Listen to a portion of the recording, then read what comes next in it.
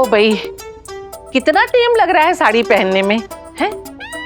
अरे नैना, ए प्रीति, अरे द्रौपदी की साड़ी लपेट रही हो क्या?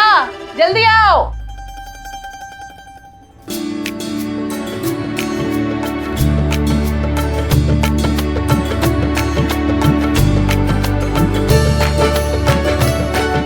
ओ भाई, दोनों की दोनों कितनी प्यारी लग रही है। नैना तो एकदम दुल्हन जैसी लग रही है। भगवान झूठ ना बुलाए, आज तो ऐसा लग रहा है घर में दो दो चांद निकल आए हैं। ऐसा नहीं बोलते, नजर लग जाती है।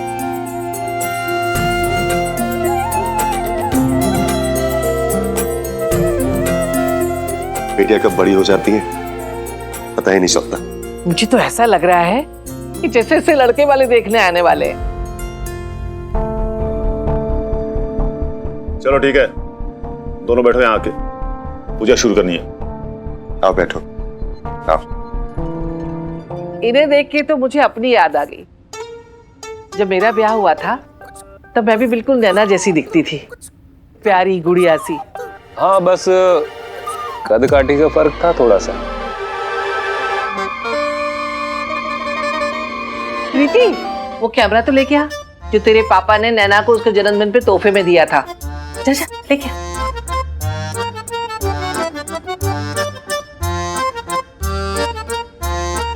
प्रीति, बेटा कैमरा फोटो खींचने के लिए है, सबका फोटो खींचना।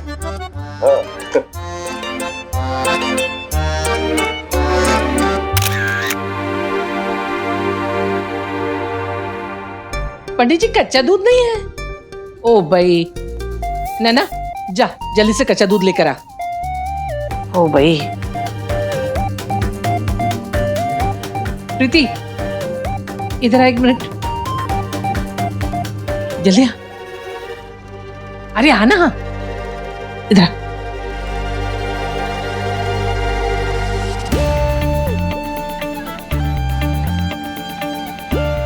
पकड़, हम दोनों की एक फोटो खींच दे।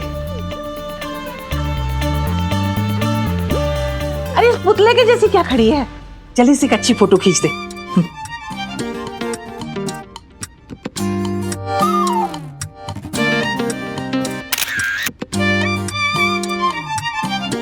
ला दे, पकड़। अब एक हमारी भी खींच दे। ताई जी बाहर जाके खिंचवाते हैं ना सबके साथ, यहाँ किचन में क्यों फोटो? अरे जितना कह रही हूँ उतना कर। देखो तुम दोनों कितनी सुंदर लग रही हो, तो एक एक फोटो तो खींचनी चाहिए ना तुम दोनों के साथ में, एल्बम में लगाने के लिए। हाँ खींच, खींच।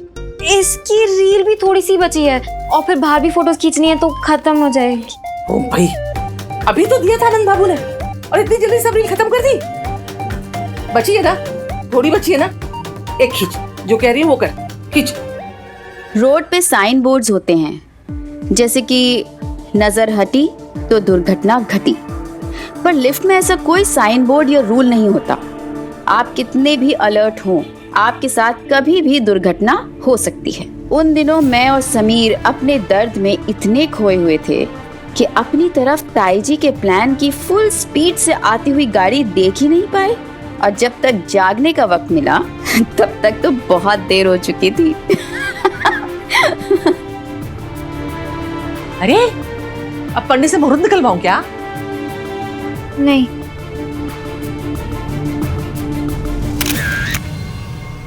रुक, अब एक इसकी अकेले की भी खींच दे। क्यों ताई जी, मेरी अकेले? अरे तू इतनी सुंदर जो लग रही है, मेरा ऐसा मन कर रहा है कि तेरी बड़ी सी फोटो लगा के अपने कमरे में लगाऊंगी। खींच ला।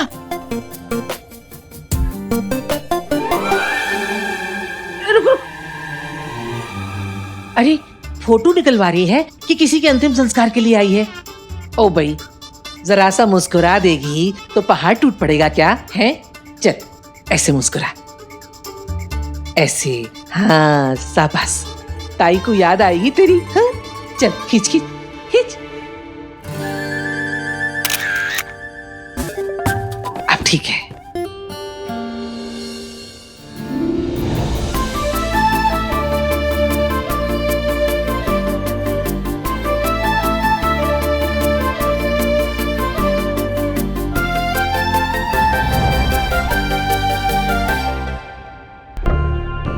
कि भाभी जी पक्का किसी उधेड़बुन में है। मतलब? आप तो ऐसे पूछने जैसे आपने कुछ देखा ही नहीं। हाँ, आपने देखा ना भाभी जी ने कैसे पहले नैना प्रीति को साड़ी पहनने के लिए कहा, फिर साथ में फोटो भी खिंचवाई, और अब देखिए रसोई में जाके कितने प्यार से पुचकार रही हैं। ये नीम चना करेला अगर अचानक से मीठा लगने लगे, दाल में जरूर कुछ काला है जी। बेला, तुम फजूल में बातें सोचती रहती हो। फिजूल की बात? भाभी जी ने पूजा का घर तोड़ने की कोशिश की और मैं फिजूल की बातें कर रही हूँ? आप देख लेना कहीं इस बार वो नैना प्रीति के साथ भी। बेला, भाभी जी इस घर की बड़ी है, वो कभी दोनों बच्चों के बारे में गलत नहीं सोचेंगे। आप नहीं समझोगे जी।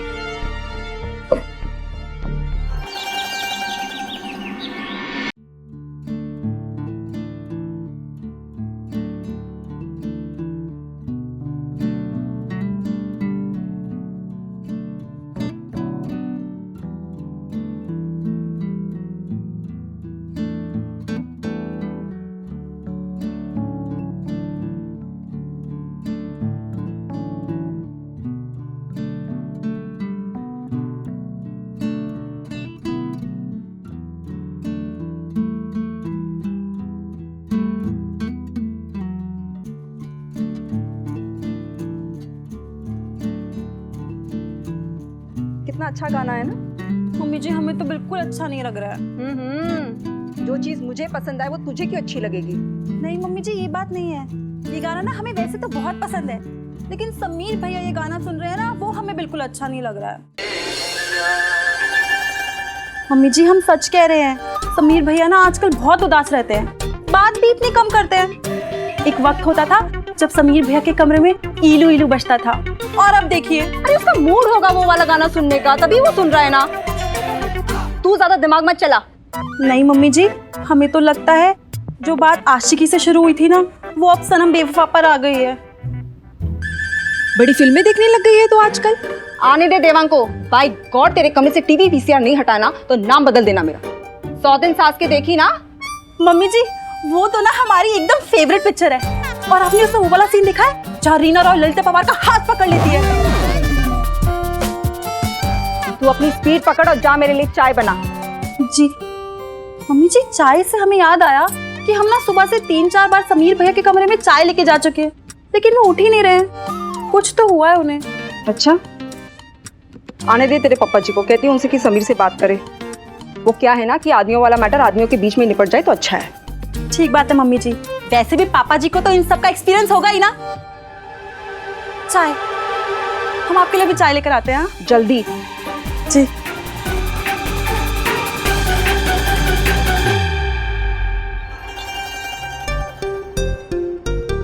नैना, पूजा दीदी की शादी याद आई? ऐसे ही शरबत बांट रही थी उस भोलू राम के साथ में, याद आया?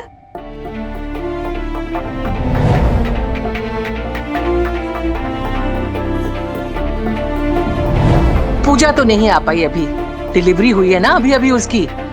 वो होती तो बहुत खुश होती। शरबत पीना तू भी?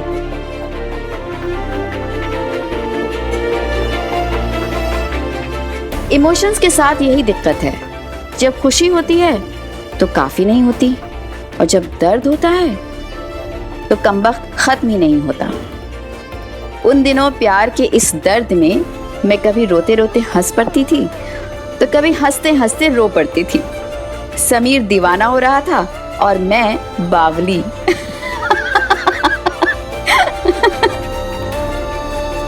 नैना बेटा,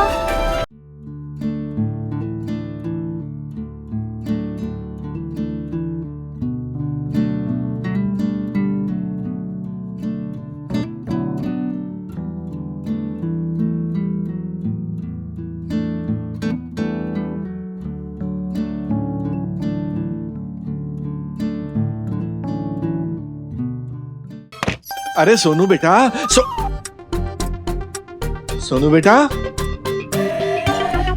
सोनू तो कमरे में है ही नहीं, पर परवा तो बोल रही थी कि सोनू कमरे से बाहर ही नहीं निकला। तू सोनू कहाँ गया? अरे कहाँ जाएगा जा जाके, मुन्ना पंडित के साथ हो सकता है कहीं घूमने निकल गया होगा। ये औरतें बिना सच में बहुत बोले तो बहुत ही कमाल है यार, तिल का ताड़ और राई का पहाड़ बना देती है। अरे अरे सोनू बहुत उदास है, सोनू को पता नहीं क्या हो गया, सोनू उदास गाने सुन रहा है। अरे क्या सुन रहा है उदास गाने वो, ऐसे वो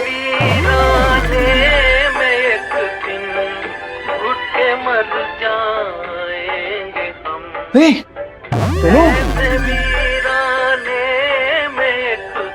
सोनू, अरे क्या हुआ बेटा, क्या अरे सोनू, सोनू,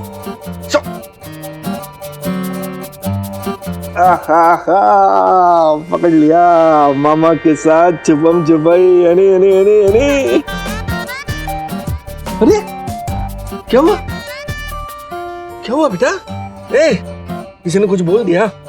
तुझे कुछ चाहिए, तुझे कुछ चाहिए बोल।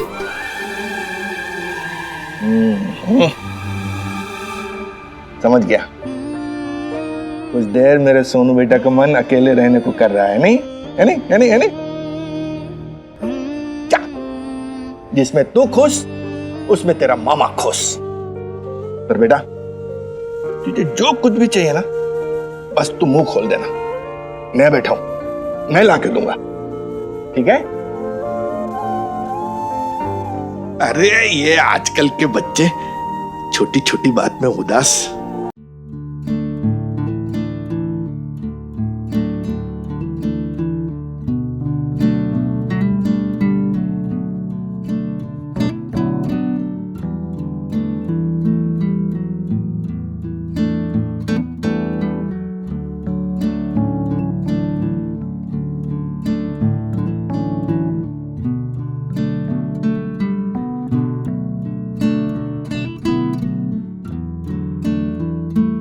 उन दिनों दिल टूटे हुए प्रेमी 3 टाइप के होते थे। हाथ काटने वाले दीवाने, गम में डूबने वाले शराबी और दाढ़ी बढ़ाने वाले देवदास। अब शराब मुझे पचती नहीं थी, हाथ काट के मरने का मैं सोच भी नहीं सकता था, क्योंकि जो मैं करता वो नैना भी करती। वो मिर्ची खाने वाला वाकया याद है ना? तो मेरे पास बचा था तीसरा रास्ता, नानू की कैसेट से पुराने गाने सुनकर देवदास बन जाना और नैना के लिए मन में बेवफा, बेकदर, बेदर्द, संग दिल सनम और बेरहम जैसे शब्दों को दोहराते रहना और दाढ़ी के साथ साथ ऐसे शब्दों की वोकैबुलरी भी बढ़ाना। हाँ, एक और याद आया, कठोर।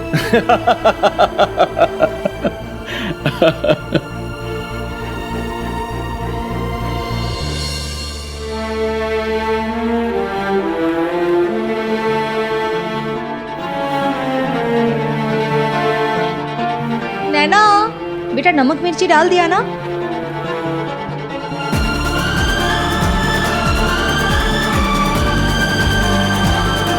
नैना, ये भगवान, बेटा क्या कर रही है? सीधी सी।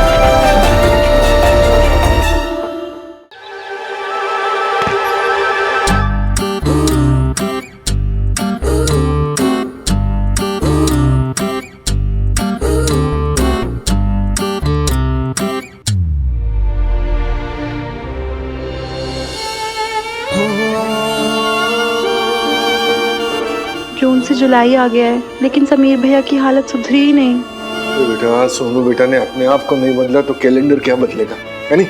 है नहीं? बाइक और छुट्टियां खत्म हो गई कॉलेज की, लेकिन मेरे बच्चे का अकेलापन खत्म नहीं हो रहा है। मामी जो काम करने आए पहले वो कर लें।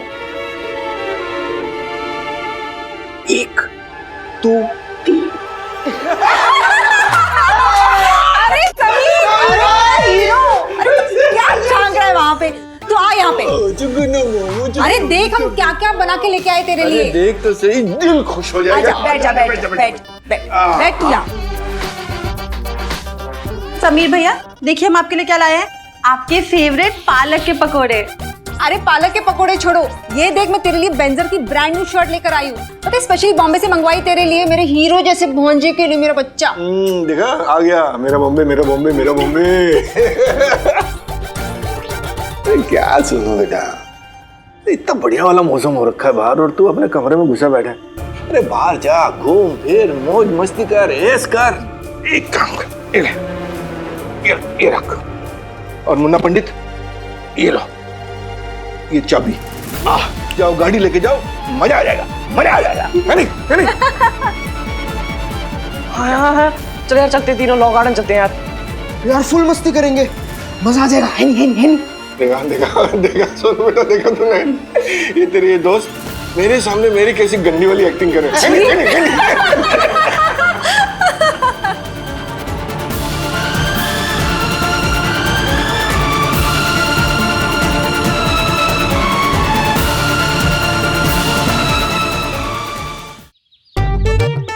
बीना बहन, आप फिक्र क्यों कर रहे हो? मेरा तो ये काम ही है रिश्ते करवाना। तुम्हारी भतीजी के लिए सबसे बढ़िया रिश्ता करवाऊंगी, और एकदम ऊंचे घर में। ओ भाई नहीं नहीं नहीं नहीं, उसकी जरूरत नहीं है। मेरा मतलब हम कौन से ऊंचे घर वाले हैं, पैसे वाले हैं जो अग्रवाल खानदान की लड़कियों को ऊंचे घर में देंगे? कोई बीच का साधारण सा रिश्ता ढूंढना।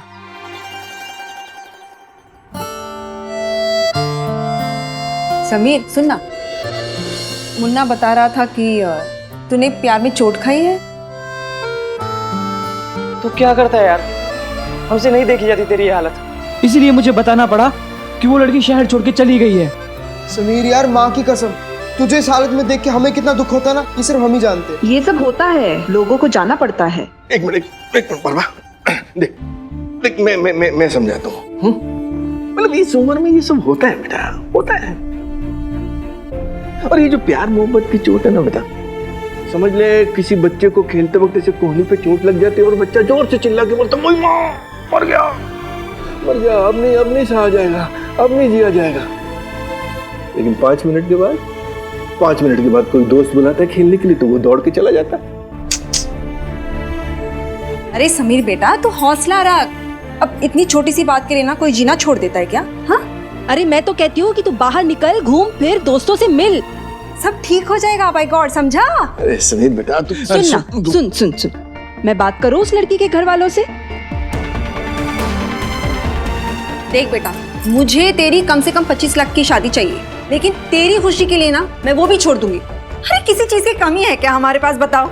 लेकिन देखो इतनी सी बात के लिए तो इतनी बड़ी दाढ़ी बढ़ा के बैठ गया। अगर दाढ़ी किसी को बढ़ानी चाहिए तो उस लड़की को बढ़ाना चाहिए, है कि नहीं? लेकिन मम्मी जी, लड़कियों को तो दाढ़ी ही नहीं आती है। और अगर रेजर मार मार के आ भी गई ना तो अच्छी नहीं लगती। छी। सुनो बेटा, कुछ तो बोलना बेटा। अरे तू खाली आवाज कर, तेरे ये कमलेश मामा हिला देगा पूरा अहमदाबाद। बोल तू। कुछ करने की जरूरत नहीं मामा जी, मैं ठीक हूँ। अरे कहाँ ठीक है तू? क्या ठीक हूँ कर रहा है? जब से तेरी छुट्टियां शुरू हुई है कॉलेज की तो इस कमरे से बाहर झांका तक नहीं है। हाँ, ऊपर से ये दाढ़ी और बढ़ा ली है आपने। वैसे आपको सच बताए भैया, ये दाढ़ी बढ़ाकर ना आप एकदम लैला मजनू के ऋषि कपूर जैसे लग रहे हैं। सॉरी, हमारा मतलब है कि हीर रांझा के राजकुमार लग रहे हैं। बस ना वो गाने की कमी है। वो कौन सा गाना था उस पिक्चर में? ये दुनिया ये महफिल मेरे काम की नहीं, मेरे काम की नहीं, ये दुनिया। चुप करो तुम लोग सब, बिल्कुल चुप। खबरदार जो किसी ने मेरे समीर की मस्करी उड़ाई तो मुझसे बुरा कोई नहीं होगा। समीर बेटा, बेटा तू मुझे बता, तू क्या चाहता है? मैं चाहता हूँ कि आप लोग कुछ वक्त के लिए मुझे अकेला छोड़ दें।